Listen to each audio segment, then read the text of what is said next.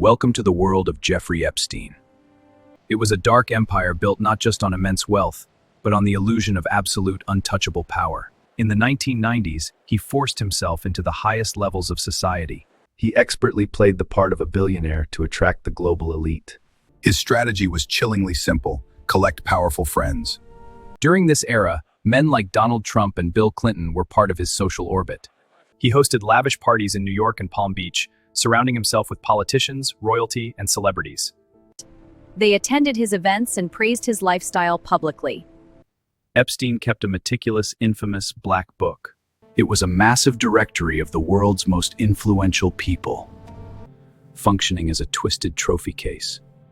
It was also his insurance policy. The silent message was clear: if you try to take me down, look who will be dragged down with me. Then there was his private jet, a Boeing 727. Flight logs revealed a staggering list of powerful passengers utilizing his aircraft over many years.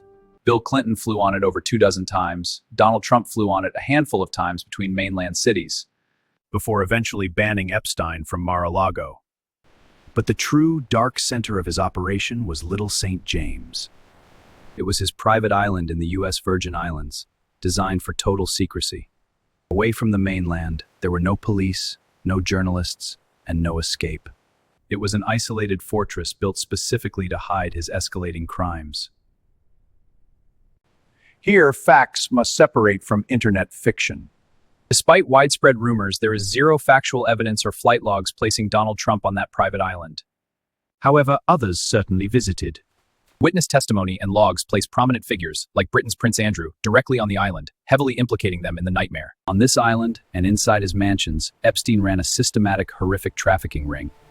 Vulnerable young girls were lured, trapped, and silenced by his wealth. His victims were made to feel entirely powerless.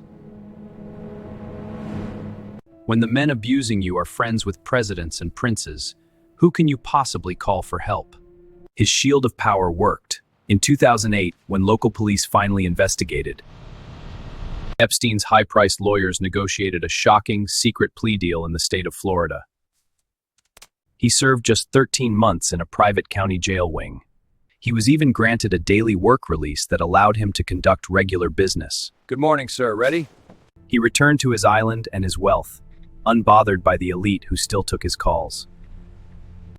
The justice system looked away for another decade. It took relentless investigative journalism and the immense bravery of his surviving victims to finally force federal prosecutors to arrest him in 2019. But the trial the world demanded never happened. Just weeks after his federal arrest, Jeffrey Epstein was found dead in his Manhattan jail cell. The official ruling of suicide left countless questions permanently unanswered. The powerful men who visited his homes and island never had to face the witness stand.